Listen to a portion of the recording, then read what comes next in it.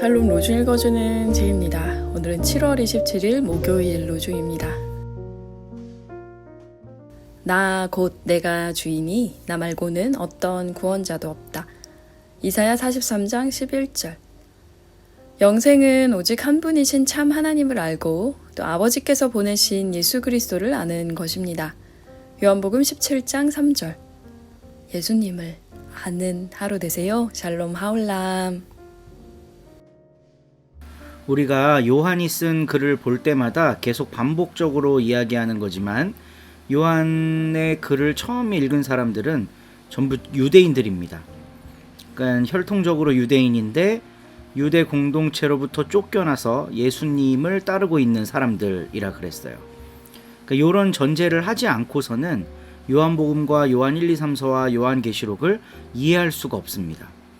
그러니까 이 사람들을 위해 쓴 글이구나 라는 거를 전제를 해야 이 본문이 이해가 돼요. 아주 대표적인 예가 오늘 우리 함께 읽은 가르침의 본문인데요. 영생은 오직 한 분이신 참 하나님을 알고 또 아버지께서 보내신 예수 그리스도를 아는 것입니다. 그러니까 이게 기독교인들한테는 그냥 무비판적으로 받아들여지는 구절이지만 사실 이걸 처음 봤던 사람들이 어떤 존재였나를 우리는 꼭 생각을 해야 합니다. 그들은 어릴 때부터 유대교 신앙을 교육받았어요. 한 분이신 하나님을 아는 것, 그분의 말씀을 따르는 것, 그분이 주신 율법을 잘 성실히 수행하는 것, 그게 생명의 길이라고 생각했습니다. 물론 그 구약의 유대교에는 영생 뭐 이런 개념은 희박해요. 영원히 산다 이런 개념. 이건 신약 시대에 와서 좀 더 뚜렷해진 거죠. 아무튼 그런 교육을 받고 자란 유대교 배경의 신자들이 완벽한 절망 속에 빠져 있는 상황이 된 거예요.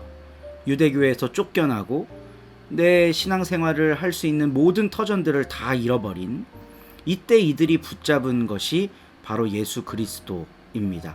그래서 요한복음에 이런 이야기가 있는 거예요. 영생은 하나님을 알고 그 하나님께서 보내신 예수 그리스도를 아는 것이다. 그러니까 예수가 없으면 이들에겐 삶의 존재 이유가 없었던 겁니다. 이게 진짜 중요한 거예요. 오늘날 우리들은 예수 없이도 잘 살 수 있어요. 뭐 교회 안 나간다고 핍박하는 사람이 있나? 어떤 신앙, 예수라고 하는 분을 내가 신앙의 대상으로 선택했다고 해서 받는 불이익이 있나? 그런 거 전혀 없거든요. 그래서 예수를 붙잡는다 이런 말 우리가 사실 되게 교회 안에서 많이 하지만 이들처럼 그러니까 1세기 그 유대 지방이 아닌 이방 지방에서 유대교인으로 살다가 기독교인이 되었던 이 사람들이 예수를 붙잡은 그 강력한 동기와 의지만큼 오늘날 우리가 예수를 붙잡고 살지 못한다는 겁니다. 그래서 대체로 예수를 붙잡는다는 말을 어디에서 많이 사용하느냐 하면요. 감정을 고양시키는 집회에서 많이 사용해요. 뭐 기도원 같은 곳에서요. 막 가슴을 쿵쿵 울리는 반주를 하면서 자 여러분 예수를 붙잡으십시오. 예수를 붙잡아야 영생이 있습니다. 하면 울컥 뜨겁게 올라오는 것과 같은 그런 느낌을 받잖아요. 그런데 이런 감정의 고양은요, 사실상 삶의 문제를 전혀 해결하지 못합니다. 그리고 삶의 문제에 직면하게 하지도 못해요. 요한 공동체가 이런 집회를 해서 예수를 붙잡기로 결단했을까요? 그런 집회는 이들에게 사치였습니다. 예배를 드릴 수조차 없는 상황이에요. 그냥 조용히 숨어서 예수님이 부활하셨다는 이야기를 소소하게 나누고 뭐 몇몇 무리들은 성찬식의 유래라고 할 수 있는 그런 행위들을 공동체 모임에서 했을 수도 있겠습니다. 뭐 그런 의식보다 더 중요한 게 먹고 사는 거였기 때문에 주일날 모여서 밥을 함께 나눠 먹는 거 이게 이들의 거의 유일한 식사였을 수도 있어요. 그런 이들이 나는 예수를 선택했습니다. 그래서 나는 그 예수님과 그분을 보내신 하나님을 더 알고 싶습니다. 라고 하는 그 결단은요. 감정고양 집회와는 질적으로 어마어마한 차이가 있는 겁니다. 풍요의 시대를 살아가고 있는 오늘날 성도들은 어디 가면 치유가 있다더라. 내 골반이 틀어져 있는데 그 장로가 인도하는 집회에 가면 이게 똑바라진다더라. 이런 거 쫓아다니면서 자기가 예수님 선택한 줄로 오해하는 거. 이건 정말 오늘날 그리스도인들의 큰 착각입니다. 예수님을 이용해서 삶을 나에게 좀 더 유리한 방식으로 바꿔보고자 하는 애씀이라고는 할 수 있겠어요. 그건 예수를 선택한 게 아닙니다. 자기를 선택한 거죠. 근데 요한 공동체가 예수를 선택했다는 말의 무게를 오늘 말씀을 통해 한번 우리가 느껴볼 수 있다면 참 좋겠어요. 영생은 오직 한 분이신 참 하나님을 알고 또 그 하나님께서 보내신 예수 그리스도를 아는 것이다. 그분들을 아는 게 뭐가 그렇게 중요하길래 이들은 그 아는 것에 모든 것을 걸었을까? 그게 영생이라고 생각했을까? 묵상하며 이 아침을 여는 우리 서로 공동체가 되기를 바라봅니다. 좋은 하루 되세요. 22장 형제자매님들과 어르신 여러분, 여러분에게 지금 제가 변호하는 말을 들어보십시오. 히브리 말로 바울이 연설하는 것을 듣자 그들은 더욱 조용해졌다. 바울이 말을 잇는다. 저는 유대아 사람입니다. 태어난 것은 길리기아의 타르수스에서이지만 자란 것은 바로 이 도시에서입니다. 가말리엘 선생님 밑에서 조상들의 율법의 엄격함을 따라서 교육받았습니다. 저도 하나님을 섬기는데 열심인 사람입니다. 바로 여러분 모두가 오늘 그러하신 것과 마찬가지입니다. 저는 이 믿음의 길을 박해하여 사람들을 죽게까지 했습니다.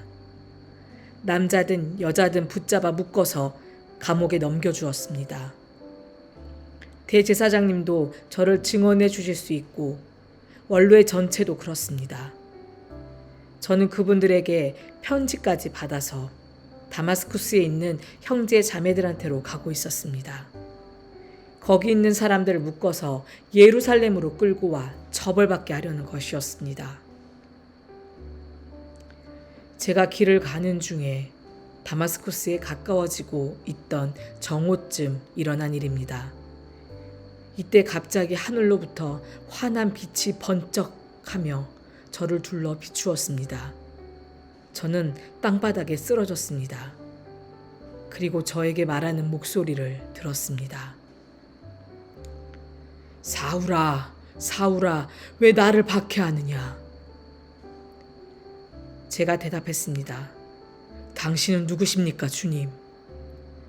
그러자 그분이 저한테 말씀하셨습니다.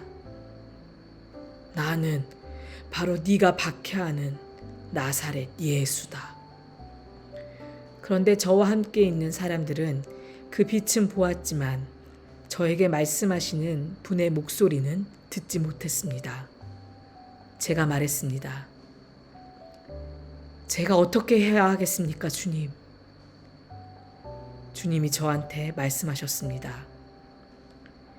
일어서서 다마스쿠스로 들어가거라. 그러면 거기서 네가 하도록 정해진 모든 일에 대해 누가 너에게 말해줄 것이다. 바로 그 빛의 눈부심 때문에 제가 볼 수 없게 되었습니다. 그래서 저와 같이 있던 사람들 손에 이끌려서 다마스쿠스로 갔습니다. 하나냐라는 어떤 사람이 있었는데 율법에 따라 사는 독실한 사람이었습니다. 거기에 자리 잡고 사는 유대아 사람들 모두에게 평판이 좋았습니다. 그가 저한테 와서 곁에 서서 저에게 말했습니다. 사울 형제님, 다시 눈을 뜨세요. 그러자 제가 바로 그 순간 시력을 회복하여 그를 쳐다보았습니다. 그가 말했습니다. 우리 조상들의 하나님이 미리 정해두셔서 형제님이 하나님의 뜻을 알도록 하셨습니다. 또 의로운 분을 보고 그분의 입에서 목소리를 듣게 하셨습니다. 형제님은 모든 사람들한테서 그분을 위한 증인이 될 것이기 때문입니다. 형제님이 보고 들은 것에 대해서요. 왜 지금 머뭇거리십니까? 일어나서 세례를 받으세요. 그분의 이름을 부르고서 형제님의 죄를 씻김 받으세요. 한편 제가 예루살렘으로 돌아와서 성전에서 기도하고 있을 때 일어난 일입니다. 제가 무아지경에 빠져들었습니다. 그리고 그분을 보았습니다. 그분이 저에게 이렇게 말씀하고 계셨습니다. 서둘러라. 빨리 예루살렘에서 나가거라. 나에 대한 너의 증언을 사람들이 받아들이지 않을 것이기 때문이다. 그래서 제가 말씀드렸습니다. 주님, 그들 스스로 알고 있습니다. 바로 제가 회당마다 찾아가서 주님 믿는 사람들을 감옥에 보내고 매질당하게 한 것을요. 그리고 주님의 증인 스테판이 피를 쏟을 때 저 자신도 그 자리에 서 있었습니다. 그리고 그것을 한 통 속으로 좋게 여겨서 그를 없애버리는 자들의 겉옷을 지켜주었습니다. 그런데 주님은 저한테 말씀하셨습니다. 가거라. 내가 직접 너를 멀리 다른 민족들에게 보내려고 하기 때문이다. 그들이 여기까지 바울의 말을 듣다가 소리를 높여서 말했다. 이런 자를 땅에서 없애버리시오. 그를 살려두는 것은 안 될 일이오. 그러면서 그들이 소리를 질러대고 겉옷을 벗어 던지고 먼지를 공중에 날려댔다. 이때 천명대장이 명령을 내려 바울을 부대 안으로 끌고 들어가게 했다. 그러면서 바울을 채찍질하여 조사해보라고 말했다. 무슨 까닭으로 사람들이 바울한테 이렇게 소리를 질러대는지 알아보기 위해서였다. 병사들이 바울을 가죽 채찍으로 치려고 몸을 쭉 펴게 했을 때 바울이 거기에 서 있던 백명대장한테 말했다. 로마 시민을 유죄 판결도 나지 않았는데 당신들이 채찍질하는 것이 있을 수 있는 일입니까? 백명대장이 이 말을 듣고서 천명대장에게 다가가서 보고하며 말했다. 어떻게 하시겠습니까? 이 사람은 로마 시민입니다. 천명대장이 바울에게 다가가서 말했다. 나에게 말해보시오. 당신 말이오. 당신이 로마 시민이오? 바울이 말했다. 그렇습니다. 천명대장이 대답했다. 나는 많은 돈을 들여서 이 시민권을 얻어냈소. 그러자 바울이 말했다. 나는 로마 시민으로 태어났습니다. 그래서 바울을 조사하려던 사람들이 바울한테서 곧장 물러섰다. 그리고 천명대장은 두려움에 빠졌다. 바울이 로마 시민이라는 것과 그를 붙잡아 묻게 했다는 것을 깨달았기 때문이다. 다음날 천명대장은 확실한 내용, 곧 바울이 무슨 일로 유대아 사람들에게 고발당하는지를 알고 싶었다. 그래서 그는 바울을 묶었던 사슬을 풀어주게 했다. 그리고 명령하기를 대제사장들과 유대아 최고의회 전체를 모이게 하라고 했다. 그러고는 바울을 끌고 내려가 그들 앞에 세웠다. 아멘.